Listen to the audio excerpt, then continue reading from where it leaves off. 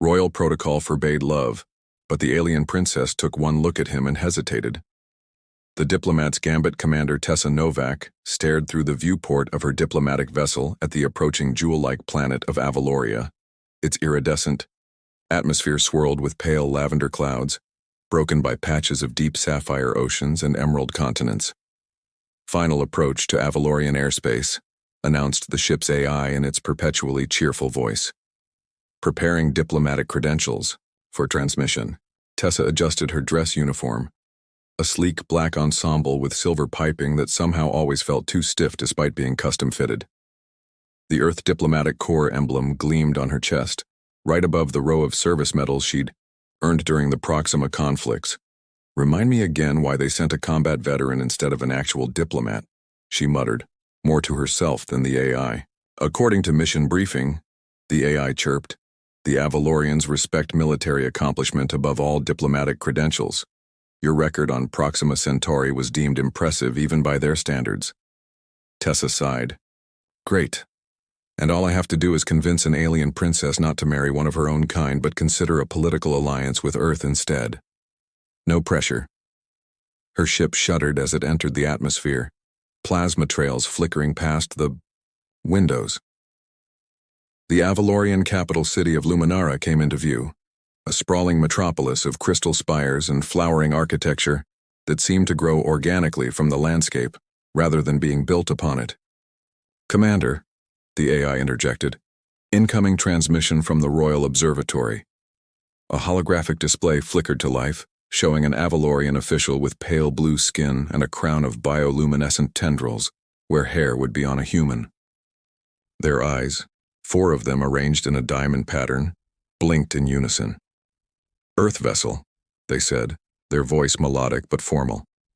"You have been granted landing clearance at the diplomatic sanctuary. The royal court awaits your arrival. Please follow the beacon to your designated platform." Tessa acknowledged the instructions and guided her ship toward a glowing landing pad extending from one of the taller crystal structures. As she descended, she reviewed her mission briefing one final time. Princess Lysandra Vexathul, heir to the Avalorian stellar throne, had rejected 17 potential matches from allied systems. The Galactic Concord required her to form a political union before her ascension to the throne in 3 lunar cycles. Earth, newly admitted to the Concord, had been offered this opportunity as a gesture of inclusivity, though most viewed it as a diplomatic formality with no real chance of success. "Just don't start an interstellar incident," her commander had advised before departure. "Make a good impression, accept the inevitable rejection gracefully, and establish a foundation for future relations." Simple enough, except Tessa had never been good at ceremonies or politeness. She'd risen through the ranks by being direct, sometimes uncomfortably so. The ship settled onto the landing pad with a gentle thud. Through the viewport, Tessa could see a welcoming party assembled. A dozen Avalorians in flowing garments that seemed to capture and reflect the light around them. "Showtime," she muttered, straightening her jacket one last time.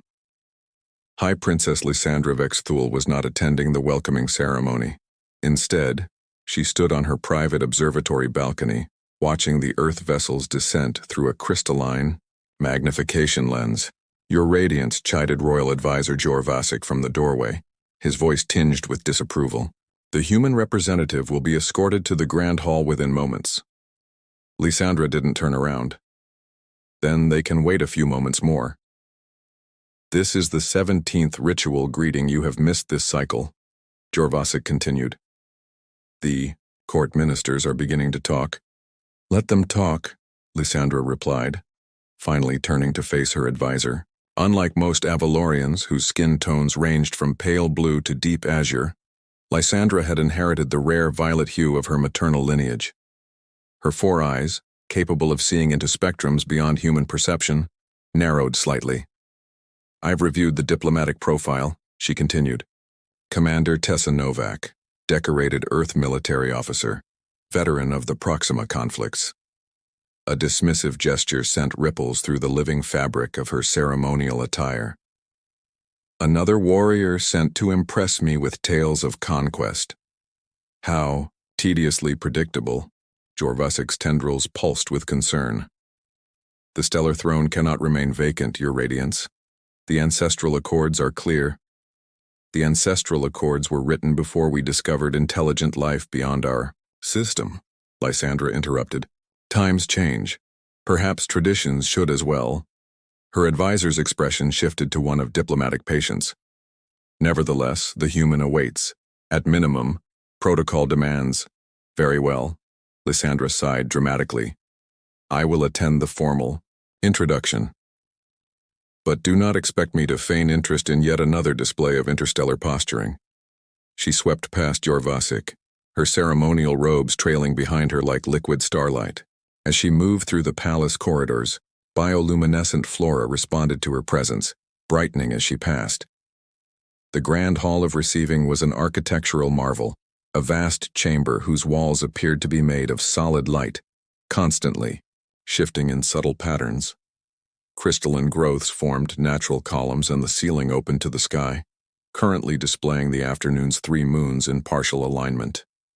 Lysandra took her place upon the reception throne, a living construct of light-sensitive crystal that responded to her bioelectric field. Around her, court ministers and stellar advisors arranged themselves according to rank and significance. Jorvasik approached the throne and lowered his voice. Remember, Your Radiance, 17 rejections have strained our standing in the Galactic Concord.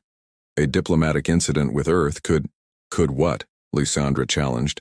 Force me to accept one of these political arrangements against my will? I think not. Before Jorvasik could respond, the grand doors at the far end of the hall began their ceremonial opening sequence, an elaborate process involving synchronized light patterns and harmonic resonances that typically took several minutes to complete. Except this time, a side door, ordinarily used only by servants, swung open, and a figure in black and silver stepped through. The court fell silent. Commander Tessa Novak looked around the grand chamber, taking in the assembled dignitaries with a quick, assessing gaze. She spotted the throne and its occupant immediately, and walked directly toward it, bypassing the traditional path of approach with its 7 ceremonial pausing points. Greetings, Tessa said plainly, stopping at what she judged to be a respectful distance. Commander Tessa Novak, representing Earth. Lysandra stared, momentarily speechless. Court ministers exchanged alarmed glances. Jorvasik looked as though he might faint from the protocol violation. You, Lysandra finally said, are not following the ceremony of first meeting. Tessa shrugged slightly. I was told there would be a welcoming party.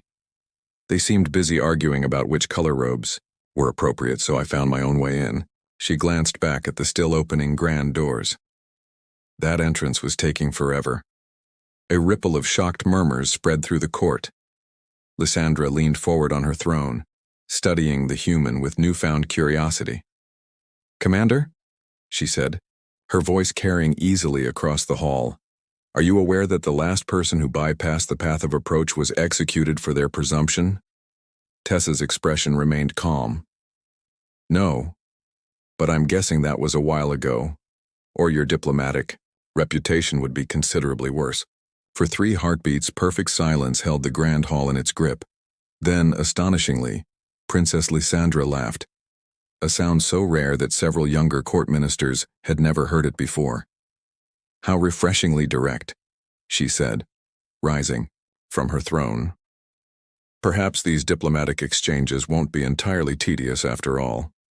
She descended the crystalline dais, ignoring Jorvasik's panicked expression. The living court robes flowed around her as she approached the human commander. You've managed to violate 7 centuries of protocol in under a minute, Lysandra observed, now standing before Tessa. Is this typical Earth diplomacy, or your personal specialty? I specialize in getting to the point, Tessa replied. I was told you've rejected 17 potential matches already. I'm guessing you're not interested in political marriage, period. So instead of wasting your time with ceremonies neither of us wants, I thought we might discuss what Earth and Avaloria could offer each other as allies instead. Lysandra's 4 eyes blinked in perfect synchronization, a sign of intense interest among her people. What makes you assume I'm not interested in marriage? The 17 rejections were my first clue, Tessa said. But mostly it's the look on your face when your advisor mentioned the topic.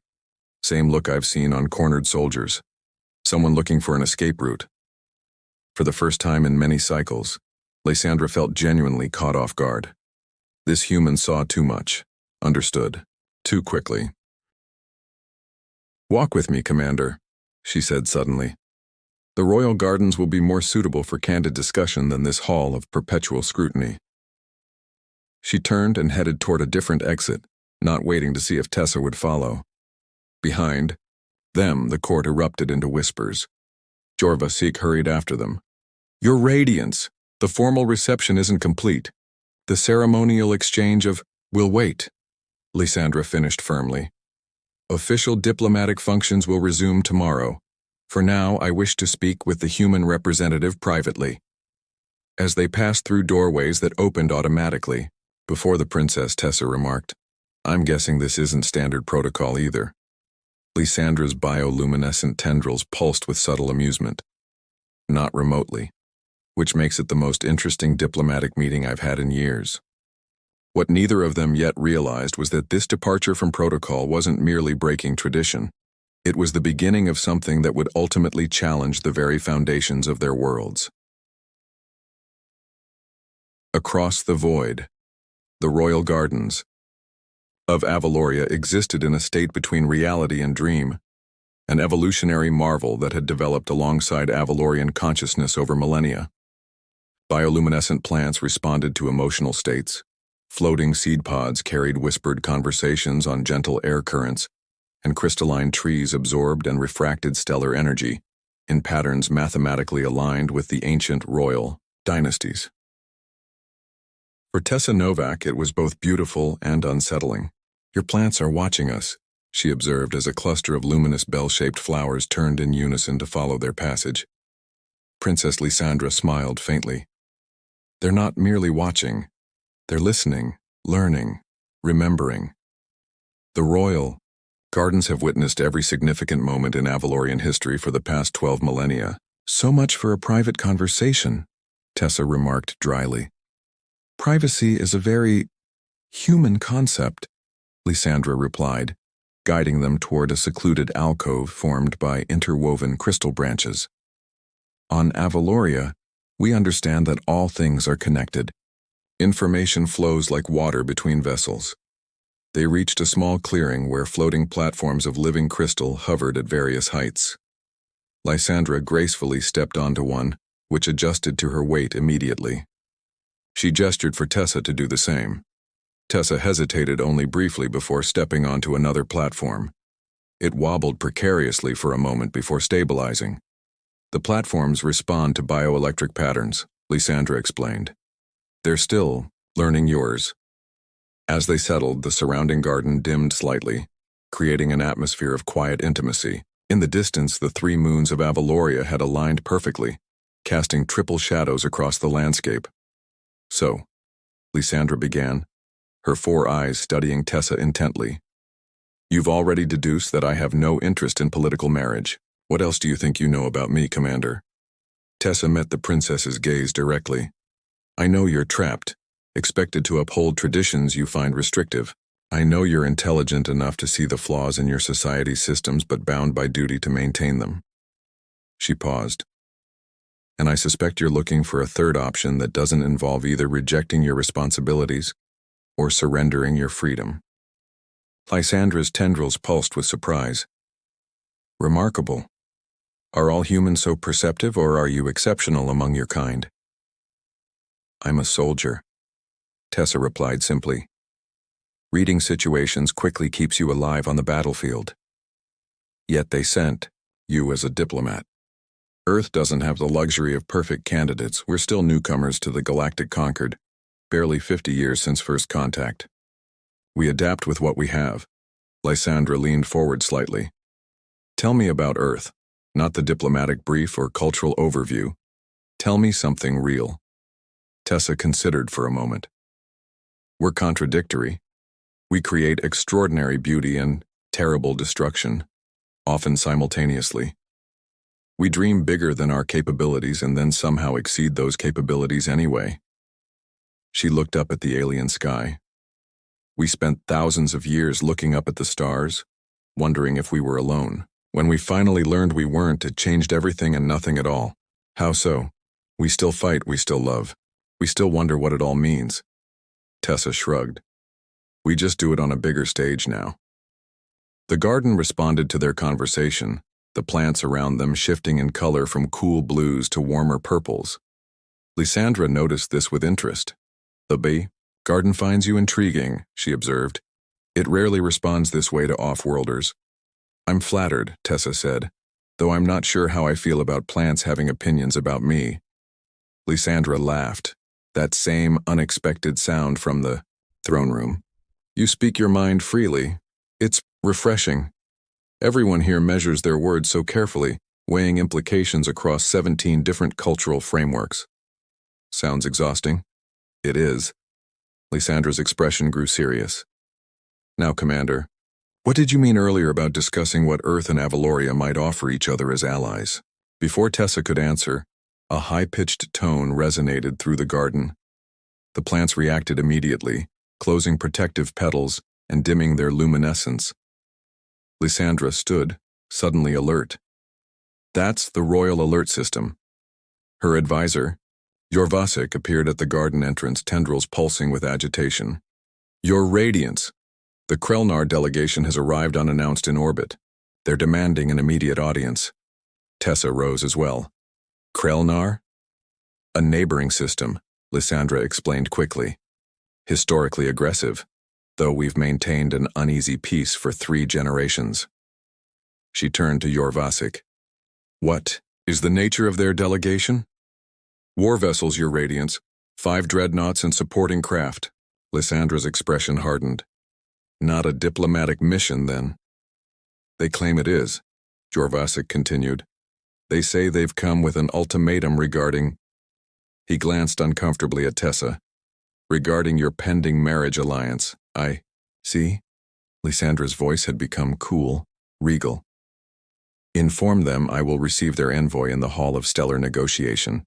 Standard diplomatic protocols apply. As Jorvasik hurried away, Lysandra turned to Tessa. It seems our conversation must be postponed, Commander. The threat hung in the air, unmistakable despite its diplomatic phrasing. Is that all, General? Lysandra asked coolly. It is. Drazkur turned to leave but paused beside Tessa. Earth sent a soldier rather than a diplomat. Perhaps humans understand more than we give them credit for. After the Krelnar delegation departed, the court erupted into panicked discussion. Lysandra silenced them with a raised hand, then beckoned Tessa to approach. Your assessment, Commander? She asked quietly. They're positioning for military action, Tessa replied without hesitation. The marriage ultimatum is just a pretext. They've likely been planning this for some time and see your succession as an opportunity. Jorvasik stepped forward. Your Radiance, we must consider the General's warning. Perhaps one of the previously rejected suitors.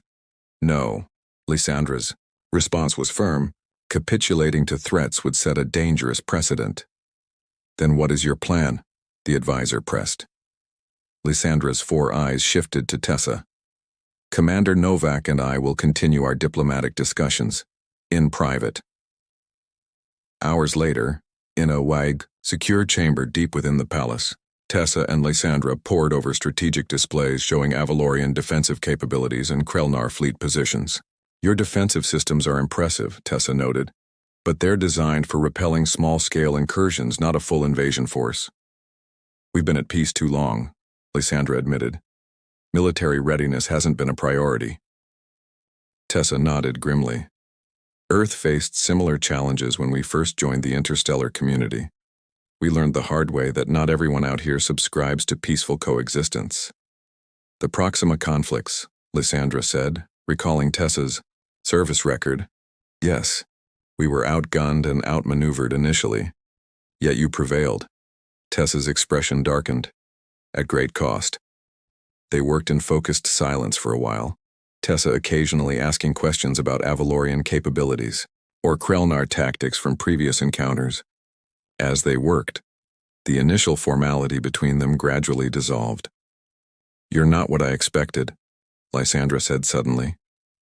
Tessa glanced up. "What did you expect? Someone eager to impress? Someone who would view this assignment as a stepping stone to advancement?" Lysandra's tendrils pulsed with a color Tessa hadn't seen before. "Instead, you seem genuinely concerned with finding a solution." "That's my job," Tessa replied simply. "Is it?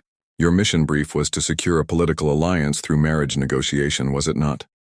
Tessa hesitated, then nodded. "Technically, yes. Yet you haven't once pressed that agenda, even though the Krellnar threat provides perfect leverage." Lysandra moved closer. "Why?" "Because forced alliances don't work," Tessa said. "They look good on paper, but they fall apart when real pressure hits." She met Lysandra's gaze directly. "Besides, I know what it's like to have your future decided by others." Something passed between them then, a moment of understanding that transcended their biological differences and the vast distances of their origins. "What if," Lysandra said carefully, "we considered a third option?" "I'm listening. Not a marriage, alliance in the traditional sense, but a new form of treaty. A direct military and cultural exchange program between Earth and Avaloria." Her tendrils pulsed with excitement. "It would satisfy the letter of the ancestral accords while establishing a precedent for future non-marriage alliances." Tessa considered this. Earth would certainly be interested, especially given the Krellnar threat. But would your court accept such an innovation? "They may not have a choice," Lysandra replied. "And this way, neither of us has to sacrifice our independence or our duty." Their eyes met again, and Tessa felt something shift between them. Something neither diplomatic nor entirely professional. "It won't be easy," Tessa warned. "Creating something new rarely is." "The best things rarely come easily," Lysandra replied softly. Then more formally, "Will you stand with me before the court tomorrow, Commander? As Earth's representative and as an ally?" Tessa nodded. "I will." Neither of them said what they were both beginning to feel, that this alliance might become something far more meaningful than politics or strategy. That across the void of space and the gulf of their different biologies, they had found something unexpected in each other. Recognition. As Tessa prepared to return to her quarters, Lysandra reached out, her hand hovering just above Tessa's arm. "Whatever happens tomorrow, I want you to know that meeting you has already changed things, for Avaloria and for me." Tessa smiled. "For Earth too, and definitely for me." They parted then, each aware that tomorrow would bring challenges neither could fully predict. The political landscape might shift, the Krellnar might attack, the court might reject their proposal, but something had begun between them, something that, like the stars themselves, might burn for a very long time.